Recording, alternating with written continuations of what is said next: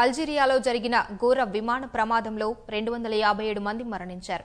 వీరిలో 10 మంది విమాన సిబ్బంది కాగా మిగిలిన వారంతా సైనికులేనని తెలుస్తోంది. సైనిక విమానం కుప్పకూలడానికి గల కారణాలపై ఇంకా స్పష్టత లేకపోగా అధికారులు దర్యాప్తు ప్రారంభించారు. ఉత్తరాఫ్రికా దేశమైన అల్జీరియాలో సైనిక విమానం ప్రమాదానికి గురవడం వందలాది కుటుంబాల్లో తీరని విషాదం నింపింది.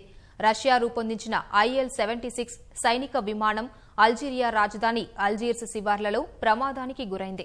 బౌఫారిక్ వైమానిక స్థావరం నుంచి బెచార్ నగరానికి జవాన్లతో బయలుదేరిన కాసేపటికే ఒక్కసారిగా పంట పొలాల్లో కుప్పకూలింది. వెంటనే విమానంలో మంటలు చెలరేగాయి. ఏం జరుగుతుందో తెలుసుకునేలోపే అనేక మంది సైనికులు ప్రాణాలు కోల్పోయారు. మరికొందరు తీవ్రంగా గాయపడి కాసేపటికే తుదిశ్వాస విడిచారు. ఈ ప్రమాదంలో మొత్తం 257 మంది చనిపోయినట్లు అల్జీరియా సైనిక వర్గాలు ప్రకటించాయి. ఇందులో 10 మంది విమాన సిబ్బంది ఉన్నట్లు చెప్పారు.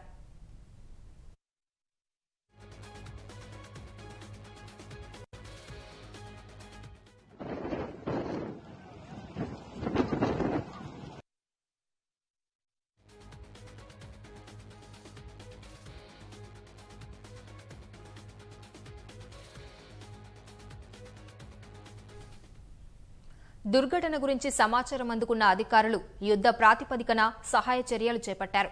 అగ్నిమాపక యంత్రాలు, అంబులెన్స్లను ప్రమాద స్థలానికి తరలించారు. విమానంలో చెలరేగిన మంటలు ఆర్పారు. మృతదేహాలు వెలికితీశారు.